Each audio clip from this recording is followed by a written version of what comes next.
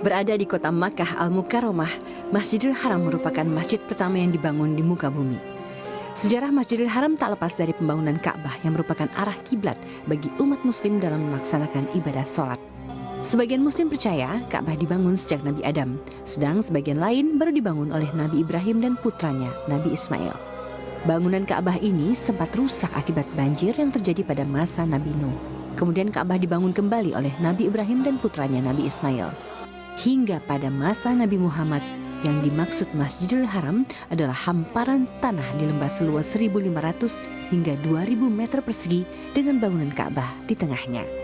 Pada masa pembebasan kota Makkah, Rasulullah tidak melakukan renovasi, melakukan hanya menyingkirkan patung-patung di sekitar Ka'bah.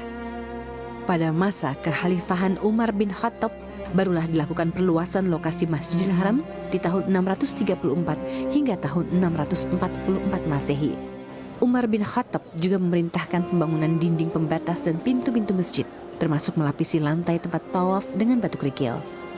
Pembangunan Masjidil Haram pun terus dilanjutkan oleh kekhalifahan berikutnya.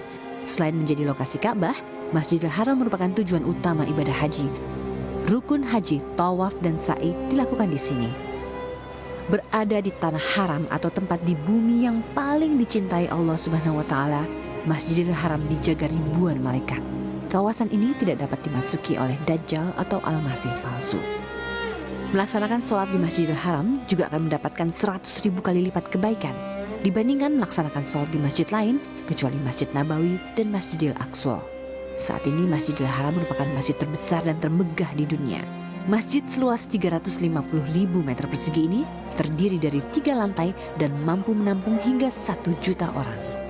Karena begitu luasnya, bahkan pendaran cahaya yang berasal dari kompleks Masjidil Haram dapat terlihat dari luar angkasa, sehingga membuat kota Mekah menjadi salah satu tempat paling terang di bumi selain kota Madinah.